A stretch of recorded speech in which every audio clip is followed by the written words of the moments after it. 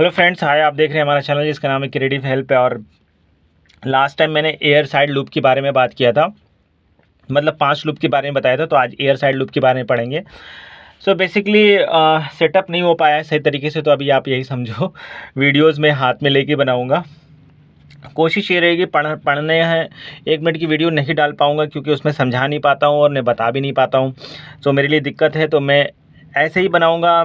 बस जैसे भी चल रहा है अभी चलो। प्लीज़ वीडियोस को लाइक कर दिया करो, शेयर कर दिया करो, हम्बल रिक्वेस्ट है। तो एयर साइड के एक रूम है, इस रूम के अंदर जो जो कंपोनेंट आते हैं एयर साइड लूप के अंदर, वो चीज़ जानना ज़रूरी है। जैसे कि कंपोनेंट आता है रिटर्न एयर, सप्लाई एयर आता है, हमारा कंडीशन स्पेस आता है। जो फर्स्ट कंपोनेंट होता है एयर साइड लूप्स का, वो होता है फर्स्ट कंपोनेंट।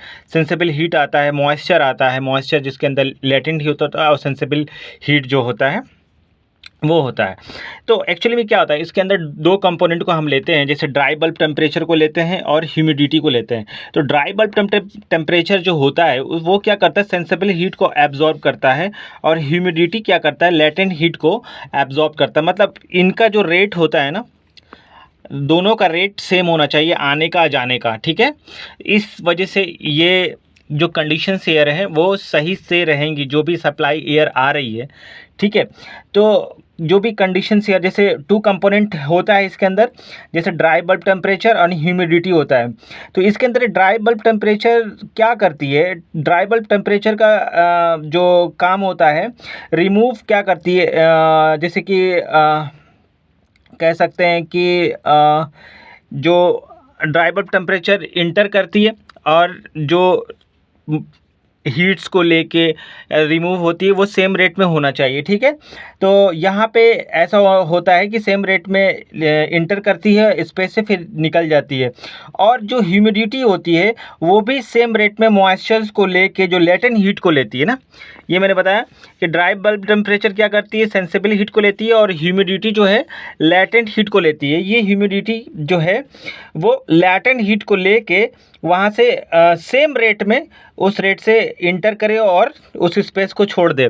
तो ये होता है पूरा का पूरा एयर साइड लूप का कॉम्बिनेशंस। तो एयर साइड लूप का जो कॉम्बिनेशंस में हम क्या करते हैं कि जो भी कंडीशंस स्पेस है हमारा, जो भी कंडीशन स्पेस है जहाँ पे हम हीट करना चाहते हैं या कूल करना चाहते हैं या ह्यूमिडिफाई करना चाहते हैं या डीह्यूमिडिफाई करना चाहते हैं, जो एयर को हम कंडीशन स्पेस में ऐड करते हैं या रिमूव करते हैं, समझ रहे हो क्यों ऐड और रिमूव क्यों करते हैं एयर को, जो सेंसिबल हीट एंड मॉइस्चर को क्या करे, वहाँ से मेंटेन करके रखे।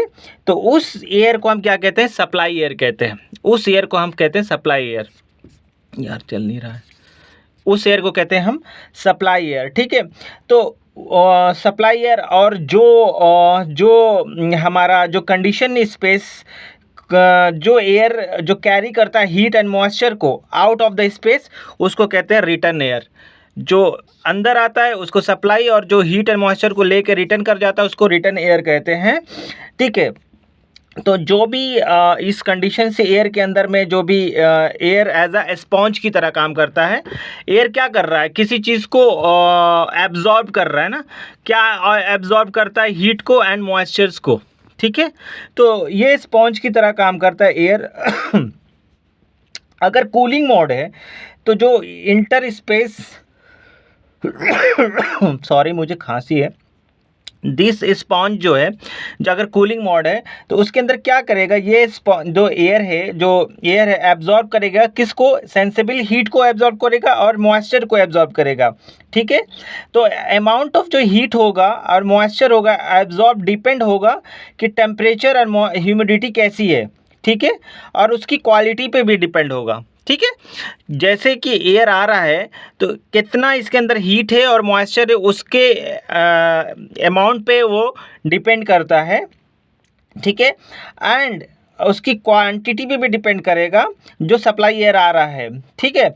और फिक्स क्वांटिटी ऑफ एयर, अगर मान लो कि सप्लाई एयर जो है हम देते हैं इसमें कोल्डर के लिए अगर हमें रिमूव करना है मोर सेंसिबल हीट और अगर इस स्पेस को, तो हम क्या करते हैं कि वहाँ पे अगर मान लो कि जो सप्लाई एयर है बहुत ज़्यादा ड्रायर है, तो वो क्या करेगा, अगर ड्राई है तो ये ज़्यादा से ज़्यादा मॉइस्चर को रिमूव करेगा, ठीक है।